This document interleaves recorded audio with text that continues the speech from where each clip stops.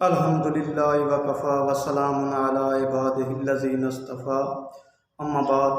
عزیز طلباء، پیارے بچوں اور مسلمان بھائیوں، السلام علیکم ورحمۃ اللہ وبرکاتہ۔ بیٹا، میں نے ایک فیس بک سے فقرہ پڑھا اور پھر نثار گئے تہجد کی دعاؤں کے آگے۔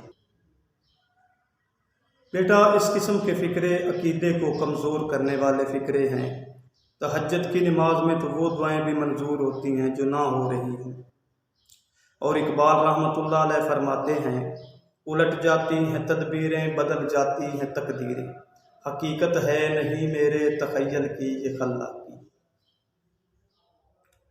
اور انہوں نے جو لکھا ہے نا کہ خدا نے آج تک اس قوم کی حالت نہیں بدلی جسے نہ ہو خیال اپنی حالت کے خود بدلنے کا۔ بیٹا، یہ سورہ انفال کی آیت نمبر 53 کا ترجمہ ہے۔ یہ انہوں نے ویسے ہی شعر نہیں کہہ دیا، اور اس شعر کو سمجھنے کے لیے بھی کسی شاعر کی ضرورت ہے۔ کیوں کہ یہ شعر نثر کی نثر ہے اور شعر کا شعر ہے، اور ویسے کا ویسا ہی انہوں نے شعر میں ترجمہ کر دیا ہے جیسے کا جیسا سورۃ انفال کا ترجمہ تھا۔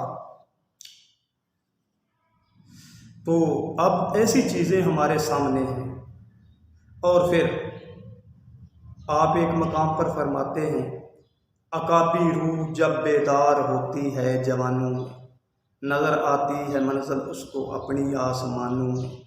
نہ ہو نومید، نومیدی زوال علم و عرفاں ہے، امید مرد مومن ہے خدا کے رازدانوں میں۔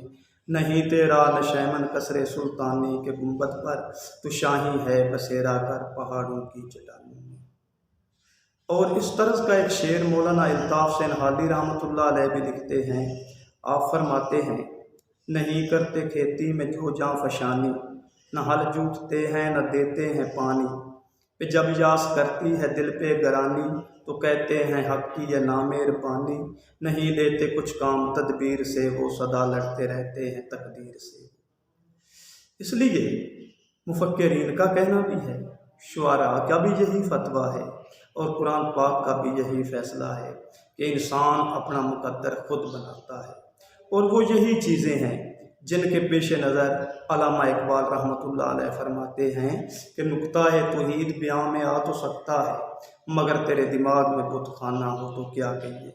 امید ہے میری آج کی تقریر آپ کو اچھی لگی ہوگی۔ اگر ویڈیو اچھی لگی ہو تو یوٹیوب چینل کو بھی سبسکرائب کر دیں، اور ساتھ ہی پیجز کو بھی فالو کر دیں۔ وما علینا الا البلاغ المبین۔